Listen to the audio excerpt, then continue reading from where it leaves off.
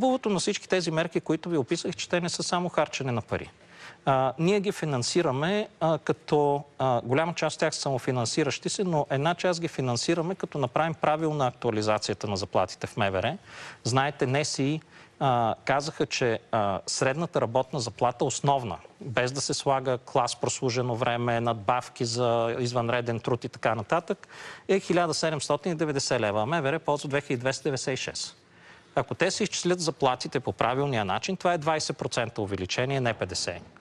Това освобождава 600 милиона в бюджета. Всички тези мерки, за които говорихме, за младите семейства, за здравеопазването, да се разширят безплатните лекарства, да има безплатни лекарства по рецепта за деца до 7 години и така нататък. И всичко това може да понесе бюджет. Всичко това струва 255 милиона на бюджета. И остава 345 милиона да се намали дефицита. И като ме питат, това ли е възможният бюджет, който госпожа Петкова била предложила, ми не е. Ако той беше сметнат правилно, ако всички тези мерки можеха да бъдат заложени, и дефицита можеше да е с 345 милиона по-малък. Това е, което ние предлагаме. А защо мислите така? Тя не иска ли това, което искате и вие? Ами очевидно някой не й позволява. Защо да ни позволява? Защото това е политическо решение.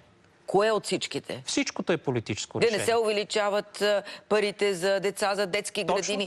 Политическо решение да не се подпомагат младите семейства. Точно така. Това е политическо решение. Това беше политика, водена в продължение на 15 години в България. Политическо решение, примерно фонд култура да не фигурира в бюджета и да трябва да ходят да се молят на Министерски съвет, без Народното събрание да е записало колко пари ще получат в закона по право.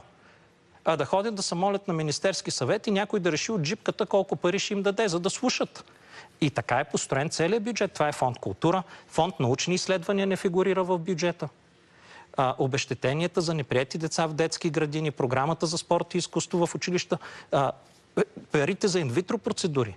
Щяло да им бъдат дадени, били предвидени, но не са написани в бюджета. Ами айде да ги напишем в бюджета. Ние това сме предложили. Всички тези пари, които уж ги има, да са написани в закона, за да знаят всички тези организации и граждани, че си ги получат по право.